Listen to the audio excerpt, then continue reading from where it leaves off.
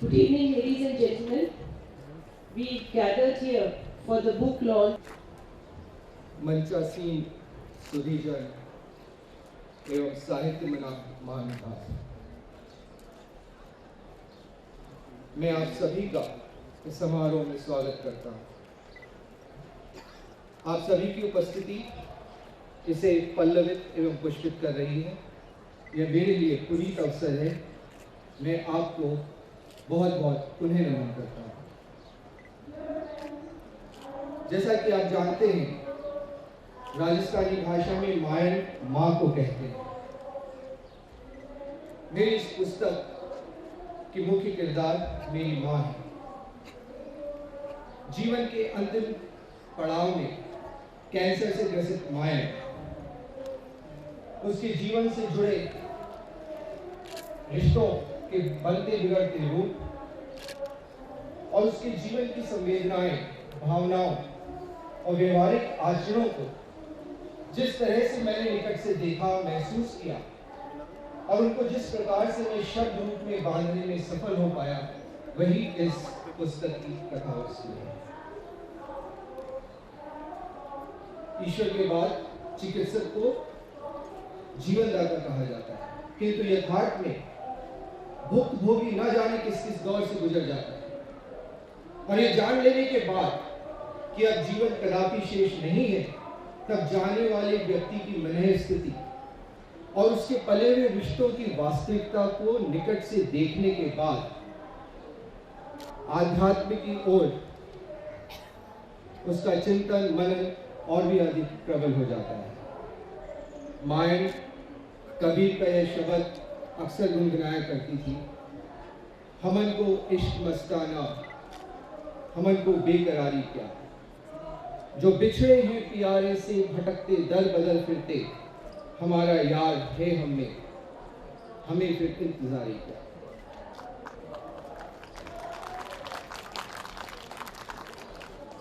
अब मैं जनाब इकराम राजस्थानी जी से दरखास्त करूंगी कि वे पुस्तक के विषय में कुछ कहें। आदरणीय इरा जी, इस मायन के लेखक जिनकी वजह से, जिन्होंने इसे आकार रूप दिया है, उस माँ को शत शत नमन। आदरणीय डॉक्टर मीता सिंह, मायन एक ऐसा शब्द है जो किसी भाषा का मोहताज नहीं है।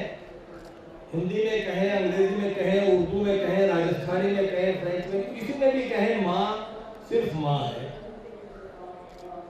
दरअसल मैं कोई समीक्षक नहीं हूं, कोई आलोचक नहीं हूं, कोई समालोचक नहीं हूं। मैं तो केवल इस मायन उपन्यास का एक बहुत सीधा साधा सा पाठक हूं। मुझे पढ़ने का मौका मिला। मायन एक 3 अक्षरों का समूह है, लेकिन इसी शब्द में सृष्टि के 3 लोक समाहित हैं।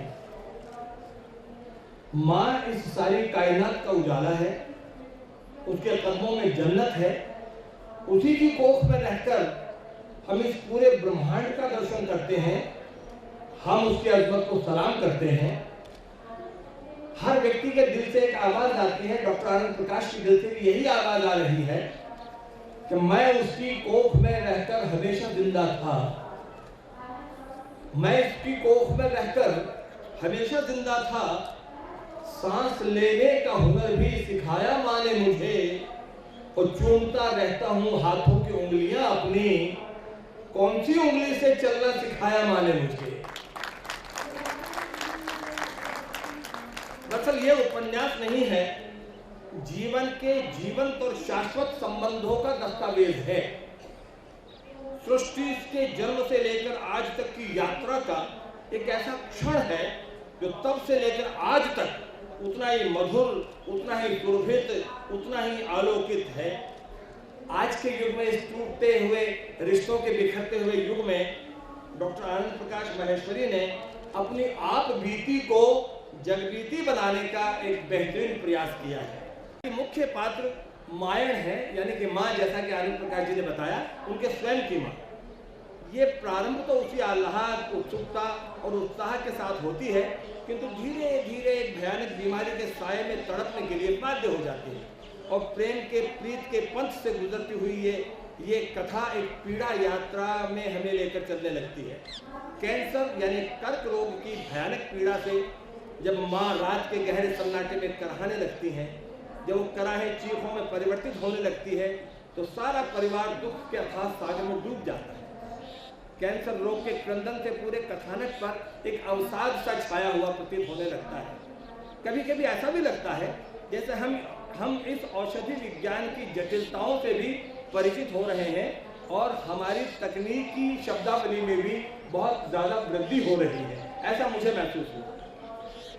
उपन्यास माँ के रेलगाड़ी से प्लेटफॉर्म पर उतरने से प्रारंभ हो रहा है और जीवन के अंतिम स्टेशन मृत्यु पर आकर समाप्त हो रहा है, और इसी बीच सुख दुख प्रीत पीड़ा आशा निराशा आंसू और मुस्कानों से गुजरती हुई ये यात्रा हमें न जाने कितने अनुभव कराती हुई आगे बढ़ती है। कागजी नहीं हो सकते, माँ तो स्वयं जीवन का एक सार्थक सबल सशक्त पृष्ठ है जिस पर स्नेह की स्याही से सांसों की सतरंगी चुनरिया का एहसास कागज पर उतारा जाता है। इस उपन्यास में माँ के को समर्पित कुछ कविता की पंक्तियां भी मन के गहराइयों को छूने में बहुत सार्थक होती है। मैं जिन परिस्थितियों में इसको पढ़ पाया हूँ उससे ये लगा कि इस उपन्यास की आज के इस युग में बड़ी आवश्यकता है। मायान उपन्यास की समस्त संवेदना हमारे समाज की संजीवनी है और इसके अंदर की जो वेदना है वो हमारे अंतर मन की एक वंदना है। इतने सुंदर और सशक्त उपन्यास के लिए मैं प्रभात प्रकाशन को भी और डॉक्टर आनंद प्रकाश माहेश्वरी जी को साधुवाद देना चाहता हूं कि उन्होंने जज्बाती रिश्तों को इतनी गहराई के साथ गूंथा कि नई पीढ़ी में हम नया संदेश लेकर जा रहे हैं। और ये बताना चाहता हूं आनंद प्रकाश जी को कि जो कुछ आज आपको हासिल हो रहा है वो केवल और केवल माँ के आशीर्वाद और उनकी प्रेरणा से हासिल हो रहा है, जिसको मैं अपनी पंक्तियों से बात समाप्त करते हुए कहता हूं कि हालात जिंदगी के हम अब समझ रहे हैं, हालात जिंदगी के हम अब समझ रहे हैं, लफ्जों की यानी हम भी मतलब समझ रहे हैं। अपने बड़ों से हमने दाबे हैं पांव बरसों, अपने बड़ों के हमने दाबे हैं पांव बरसों, ये दुनिया वाले हमको कुछ तब समझ रहे हैं। तो एक बार फिर से इस मायान उपन्यास के लिए बहुत दिली मुबारकबाद, साधुवाद, बहुत शुभकामनाएं और मेरी ओर से बहुत बहुत शुभकामनाएं। बहुत बहुत धन्यवाद। अब मैं विनीता जी और विमल जी से दरखास्त करूंगी कि वे पुस्तक की उपन्यास की प्रति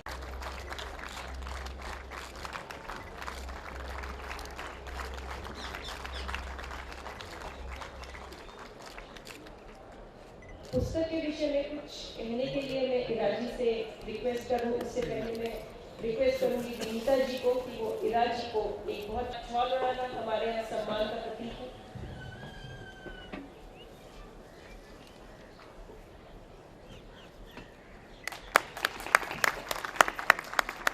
मैं अब इरा जी से निवेदन करूंगी कि वो 2 शब्द पुस्तक के विषय में कहें। विक्रांत राजस्थानी जी ने इतनी सुंदरता से इसका विवरण किया है कि मैं और क्या कह सकती हूँ। अपनी माँ के बारे में मैंने भी ये किताब लिखी थी, इसलिए मैं जानती हूँ कि जो भी अपनी माँ पे किताब लिखते हैं, पुरुष हो नारी हो, जो भी, वो अंदर से एक ऐसी संवेदना होती है। मैं सोची जो श्रवण कुमार को मिली होगी, इसलिए मैं आनंद माहेश्वरी जी को बहुत बधाई देती हूँ और मैं आशीर्वाद देती हूँ कि आगे और सुंदर लिखें और आप सबका बहुत बहुत धन्यवाद।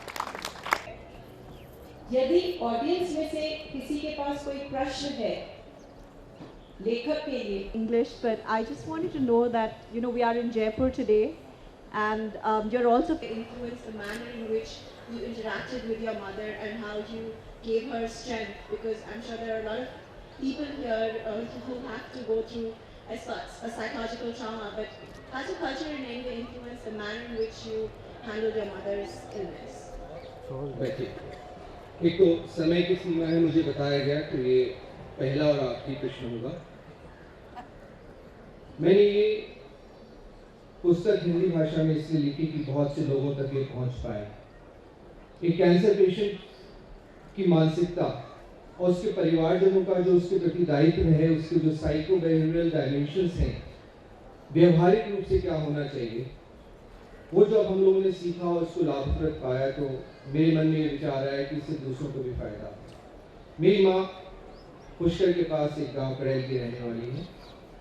जब मैं उसकी जीवनी से कुछ प्रश्न उठा करके, कुछ अनुभव उठा करके लिखने लगा, तो जहां तक सोशो कल्चरल एस्पेक्ट्स का प्रश्न है, कई ऐसी चीजों उभर के सामने आई जो कि कुछ सामाजिक कुरीतियों की तरफ भी इंगित करती हैं। उदाहरण के तौर पर मेरी माँ की केवल एक बेटी थी, तो उसको जिंदगी भर ये ताने सुनने पड़े कि तेरे कोई लड़का नहीं है।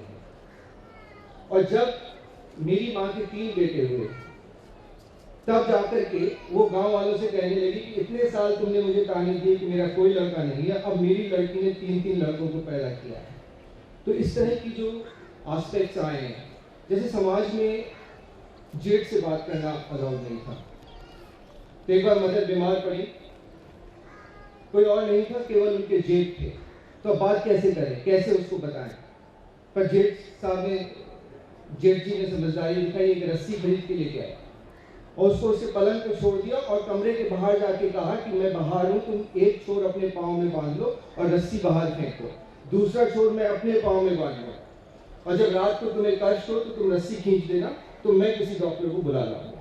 मतलब इस तरह के बंधन जो रहे, तो इस तरह की सोशो कल्चरल एस्पेक्ट्स भी उसमें आए हैं। लेकिन मूल रूप से जिस आशय से मैंने ये पुस्तक लिखी है कि जो हम लोगों ने अनुभव किया और जो उसके संवेदनाएं, जो मनोवैज्ञानिक पहलू हैं, जिससे कि मैं समझता हूँ कि दूसरों को भी लाभ होगा। और सबसे महत्वपूर्ण बात है कि उपचार, निदान और इसके बारे में जितने वैकल्पिक हम लोगों को सुझाव मिले वो भी महत्वपूर्ण रहे। और वैसे मैं चिकित्सा जगत से नहीं हूँ, लेकिन एक बहुत रोचक बात मेरे को एक चिकित्सक ने कही, और जो कि मैं पुलिस में हूँ, मैं केवल वो किस्सा सुना करके इतिश्री करूँगा, उसका अर्थ आप स्वयं लगाएं, उसका कोई माने नहीं है।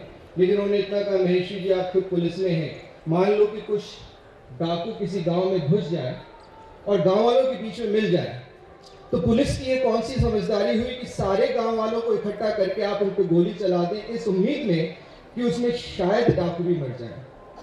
उनका इशारा संभवतः कीमोथेरेपी की तरफ था। लेकिन इस तरह की कई दास्तानें, कई जो दुविधा होती है हम लोगों के मन में, और जैसे हमने उसको जिया और निदान किया, उसी निवेदन को मैंने आप सभी के समक्ष प्रस्तुत किया है। धन्यवाद।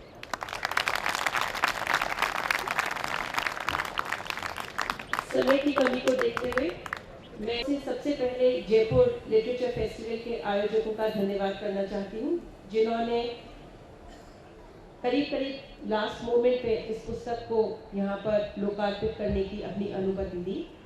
आनंद महेश्वरी की तरफ से नमिता का, विलियम डैरेंटल का एवं शिवली का बहुत बहुत साधुवाद एवं धन्यवाद है। आप सब लोग यहाँ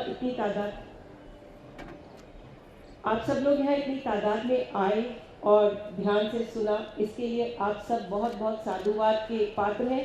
क्योंकि आजकल अमूमन ये देखा जाता है कि जब कोई पुस्तक इस प्रकार से लोकार्पित की जाती है तो सिर्फ मंचासीन लोग और कुछ 2-4 लोग ही और होते हैं।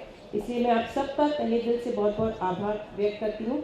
मैं इस प्रांगण के मालिक श्री राम प्रताप जी का भी आनंद महेश्वरी की ओर से बहुत बहुत धन्यवाद ज्ञापित करती हूँ कि उन्होंने बहुत समय रहते हुए बहुत सारी कुछ ऐसी बातें कही जो कि एक लेखक को फर्स्ट टाइम लिटरेरी फेस्टिवल में आने के लिए प्रेरित भी करती हैं और बहुत कुछ चीज़ों के बारे में बताती हैं। मैं मीता सिंह का भी धन्यवाद करती हूँ क्योंकि उन्होंने भी एक कंसल्टेंट का रोल बखूबी निभाया है। कुछ समय बाद ऑथर यहाँ पर जहाँ लिखा है ऑथर्स पॉइंट, वहाँ पे अवेलेबल होंगे। पुस्तक फेस्टिवल बुक स्टोर में अवेलेबल है। आप में से जो लोग पुस्तक लेके ऑथर से साइन कराना चाहें वो करवा सकते हैं। और मुझे ये सूचित करते हुए आप लोगों को बहुत हर्ष हो रहा है कि इसी पुस्तक का अंग्रेजी रूपांतरण भी शीघ्र ही प्रकाशित होने वाला है। एक बार पुनः आप सबका बहुत बहुत धन्यवाद।